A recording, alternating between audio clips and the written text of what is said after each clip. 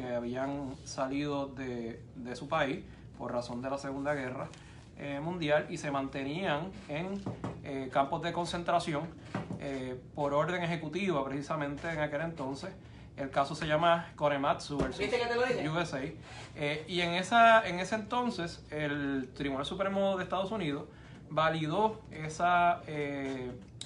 esos campos de concentración de japoneses por razón de que se utilizó la excusa de la Segunda Guerra Mundial para justificar ese acto presidencial, no congresional, presidencial por orden ejecutiva.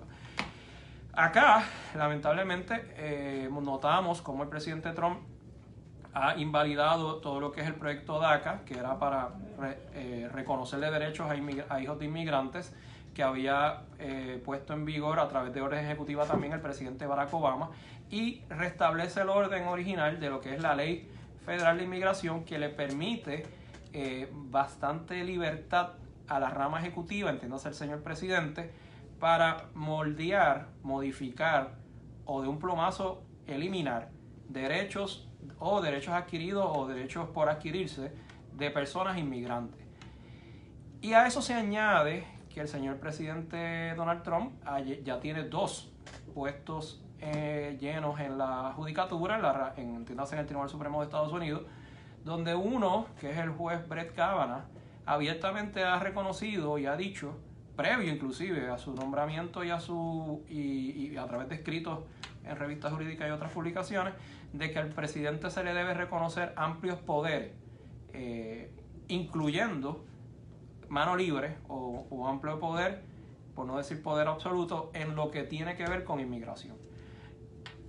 Y ahora tenemos esos dos vacantes llenas que responden esa mayoría, si nos dejamos llevar por sus comentarios previos al señor presidente Donald Trump.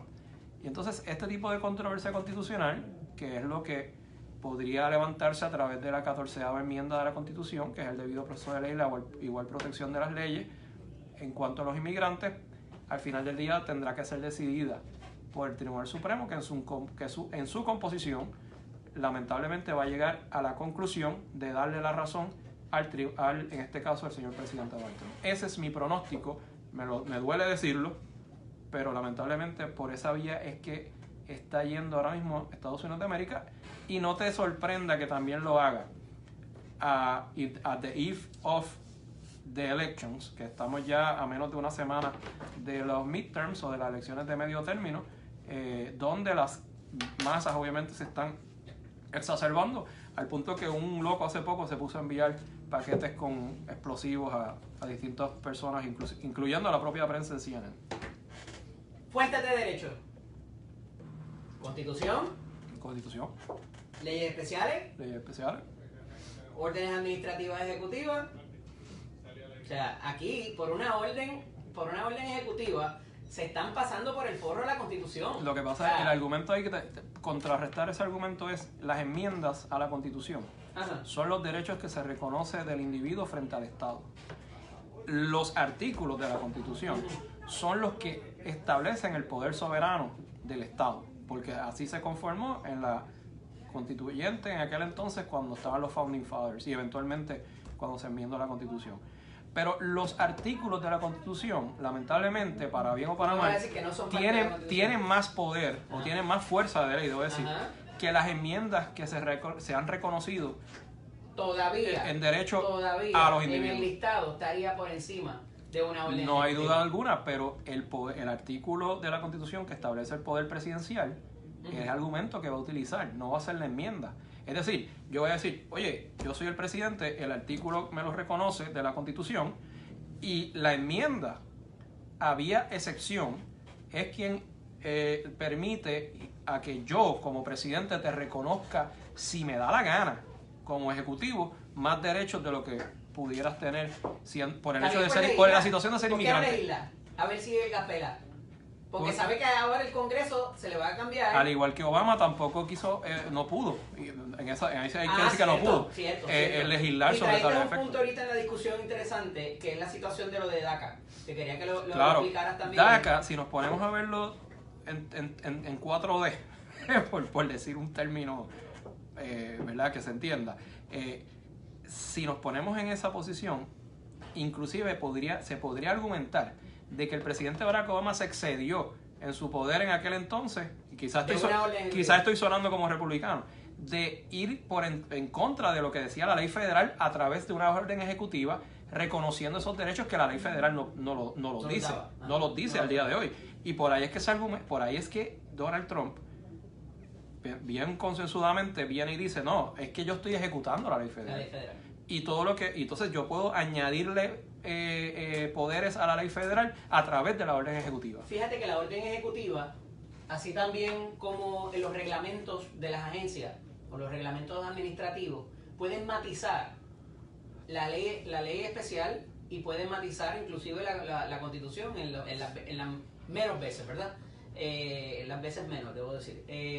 Pero no puede ir en contravención de los artículos de la Constitución. O sea, yo continúo amparándome en eso y me parece que va a ser el obstáculo más fuerte. Te doy la razón en cuanto a los artículos, pero no en cuanto a las enmiendas a la Constitución. Chicos, es lo mismo. No es lo mismo. No es lo mismo. Vas a ver cuando llegue a la Corte. O sea, yo quiero ser positivo. Tú me vas a decir que la segunda enmienda no es, o sea, pudiera haber algo en contravención en el resto del texto de la Constitución. El artículo de la Constitución te prohíbe la sedición. Ajá. Y después te dan la enmienda segunda para tú tener con tu propio ejército. No, todo lo contrario. Para tú poder portar armas para proteger tu entorno, proteger tu dedo, pero no es para crear sedición. Sí, señor. Te dice que si tienes que llamar a una rebelión y formar tu propio ejército y formar un gobierno tirano, te da para eso es good luck with that. Ah, bueno. Oye, o sea, eso fue escrito hace cuántos años, claro, ¿tú sabes? Pero esa era la idea de permitirte portar armas. En ese entonces se hizo. Pero si el poder ejecutivo está ahí, el poder congresional está ahí, el poder judicial también. Y si los tres componentes se ponen de acuerdo, la enmienda segunda la puedes repeler en cualquier momento, igual que cualquier otra enmienda a la Constitución. Pero no por un decreto claro. del presidente. Bueno, hay cuares. Ahí te puedo decir que sí. Ahí te puedo decir que sí, porque si la rama judicial lo valida, sin tener que haber pasado por el Congreso de Estados Unidos de América. Pero que traten. Pero es que lo han hecho, y lo han hecho en otras ocasiones. No es la primera vez que ha pasado.